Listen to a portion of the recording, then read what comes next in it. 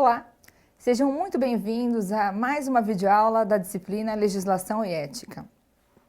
Nesta aula, vamos estudar a aplicação da moral e da ética profissional. Você já sabe que os princípios éticos regulamentam o equilíbrio social, não é mesmo? O importante aqui é que você entenda como se realiza o processo de tomada de decisão ética no ambiente profissional.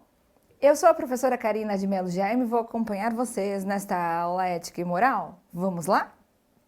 No mundo empresarial, o Código de Ética é uma importante ferramenta utilizada pelas organizações empresariais para fixar e esclarecer sua responsabilidade ética a partir da exposição de sua missão, sua visão e seus valores.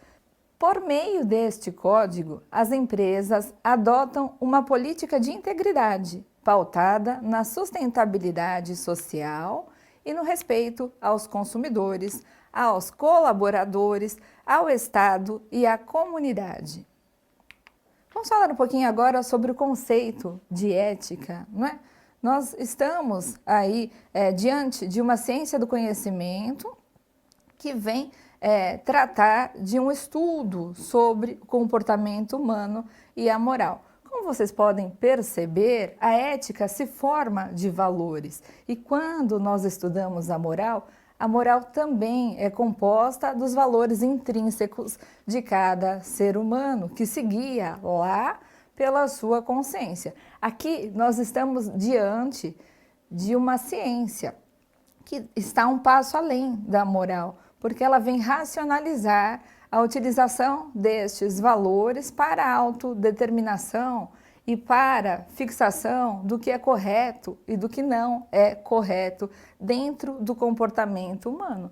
Assim, nós temos aqui como exemplo, não é, que a ética vem trazer os valores de tomada de decisão por cada indivíduo. Nós sabemos muitas vezes o que devemos fazer e nós sabemos também o que não devemos fazer. E há algumas situações em que nós sabemos o que devemos, sabemos o que não devemos fazer, mas não queremos ou não podemos fazer o que seria o esperado, seria o correto naquela situação. E aí nós temos, então, explícito, não é, nesse conceito que há aquela figura do homem cauteloso que vai optar prudentemente entre o dever e o querer. Quanto ao processo, não é? Esse processo de tomada de decisão tem relação com a influência externa que se tem dentro dessa opção. Nós temos o ser humano tendo que adotar posturas éticas dentro do meio social e ainda, além disso, o ser humano tendo que adotar posturas éticas dentro do meio ambiente do seu trabalho, não é? Que pode muitas vezes estar contaminado por pessoas que não têm boas escolhas, corretas, honestas, não é?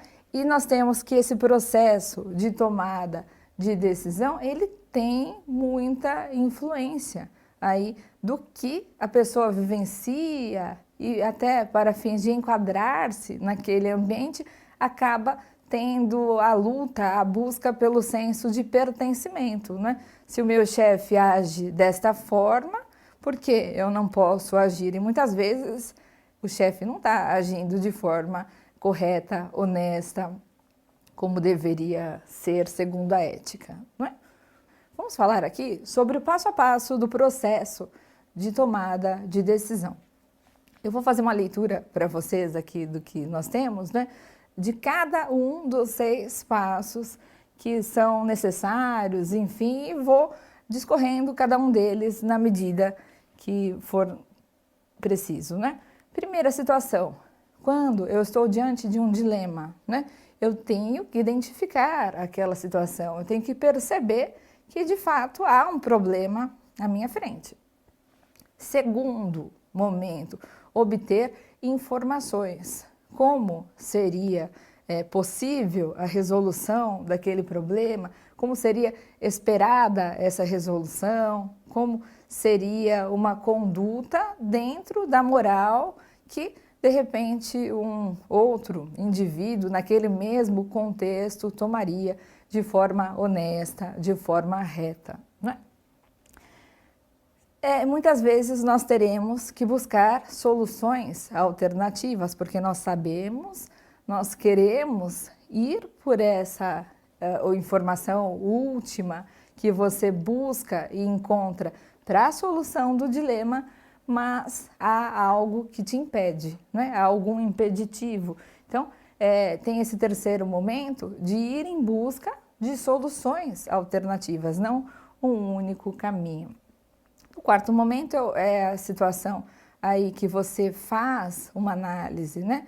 Eu vou avaliar, eu vou escolher diante dessas tais soluções qual seria a melhor alternativa. Na quinta situação é a efetividade, né? A concreção daquilo que se tem, então, teoricamente desenhado. Eu vou transformar essa solução eleita numa conduta, numa ação ou omissão, pode ser também. E, por fim, eu tenho a fase de avaliação dos resultados. Como nós já colocamos um pouquinho sobre a ética, não é? A função da ética tem total relação com o seu conceito. Se a ética é uma ciência do conhecimento que vai buscar aí estudar o comportamento humano e a moral, não é, do ser humano, nós temos aqui que ela vai trazer uma solução racionalizando o comportamento humano, para o fim de que nós sejamos capazes de ter a certeza, a consciência do que é correto e do que não é correto. A realidade moral se revela no comportamento das pessoas, no ambiente de trabalho e quando os aspectos negativos afloram, há evidentes prejuízos para o desenvolvimento da organização como um todo, implicando danosamente não apenas sobre a equipe. Começamos aí a abordagem da ética profissional, não é? E como nós passamos há pouco aí na conceituação, nós temos uma situação de que toda a conduta negativa que aflora no ambiente do trabalho vai acabar influenciando indiretamente todos os demais componentes que estão naquele mesmo ambiente, irá contaminar aquele ambiente, não apenas os colaboradores e tudo mais, mas temos até a possibilidade aí de se perder a tão almejada sustentabilidade social, não é? Que é aquele ambiente prazeroso, reto, gostoso de trabalho. Quando a ética profissional não existe, há uma grande tendência aí de que os indivíduos se percam na sua orientação de condutas dentro da esfera do que deve ser observado como valores morais retos, honestos, corretos. Ainda, para concluir aqui, não é? Nós falamos há pouco que o desenvolvimento da organização como um todo, não é, acaba tendo prejuízos.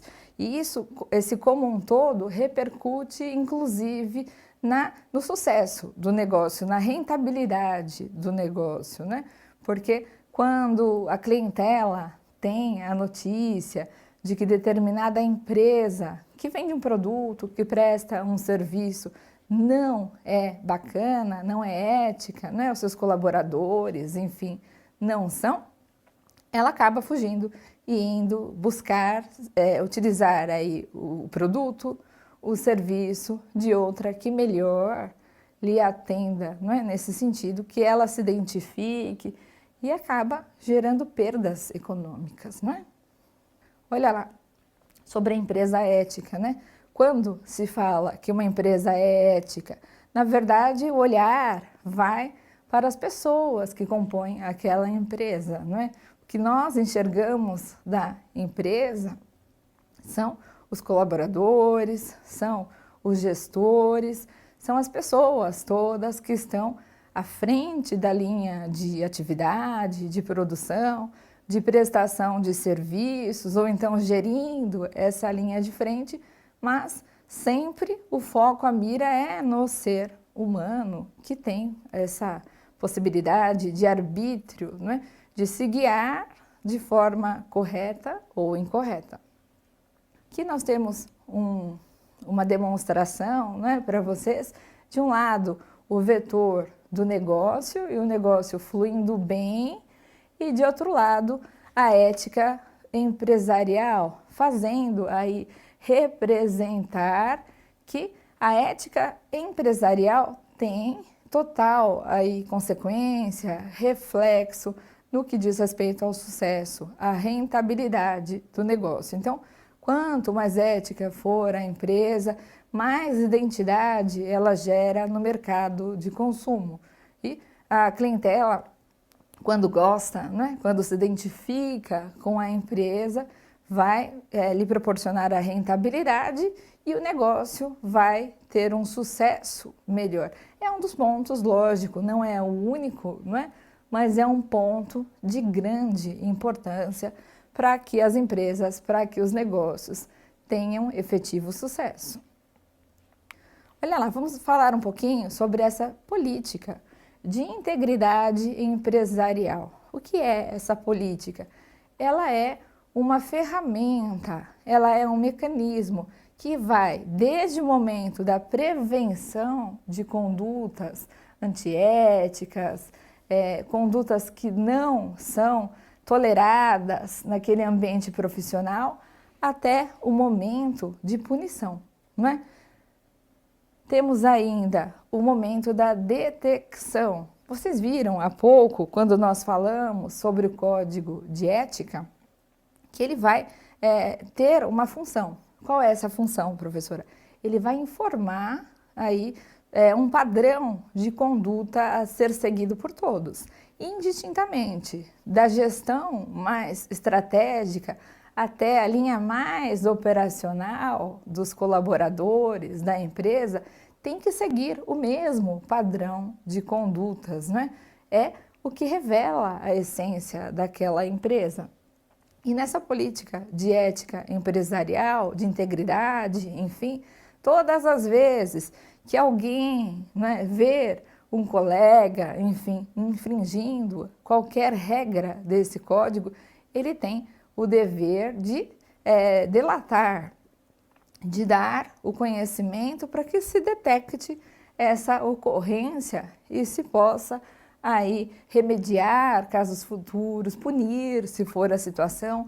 A grande questão fica que quando o funcionário ele está num nível hierárquico dentro da empresa abaixo, né, do seu gestor, enfim, é difícil ter coragem de fazer essa denúncia, né? Ainda que o código de ética e nele a política de integridade e ética empresarial premiem aí o afastamento da corrupção, o afastamento das condutas antiéticas. Temos aqui um destaque para o Código de Ética Empresarial.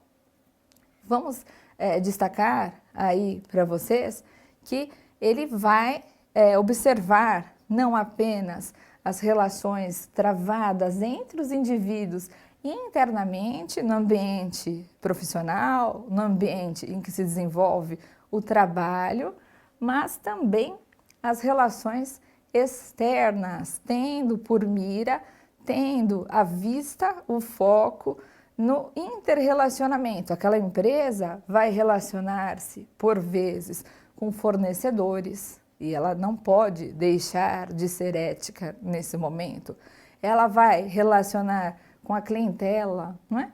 Com os consumidores, em amplo aspecto aí, ainda que ele não tenha contratado nenhum serviço, ainda que ele não tenha adquirido nenhum serviço, mas quando lhe foi ofertado o serviço, ele já tem que ter aí esse espelho, como está muito bem colocado aqui, esse espelho de que se trata de uma empresa íntegra, né? De uma companhia que vai de acordo com toda a legislação e com todos os padrões de conduta que seguem uma retidão, uma honestidade, a moral. Pessoal, eu trouxe agora para vocês um vídeo que fala um pouquinho sobre conceitos, sobre ética, moral e direito, e esses conceitos aí, como são tratados dentro da administração pública. Vamos assistir?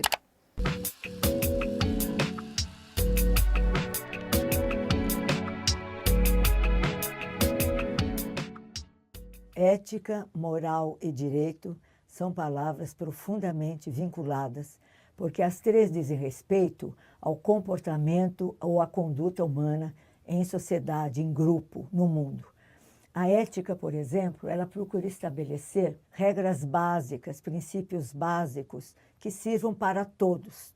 Ao passo que a moral é um conjunto de regras costumeiras de determinados grupos, de determinadas nações. E pode variar enormemente. Pode haver um grupo de uma quadrilha de bandidos que tenha a sua moral, as suas regras de moral. E o direito, evidentemente, é o mais diferente de todos, embora se destine ao comportamento humano também. O direito procura impor condutas sob pena de sanção. Pode ser uma multa, pode ser a perda da própria liberdade. Portanto, as três áreas se preocupam com o mesmo objetivo, a conduta humana em sociedade.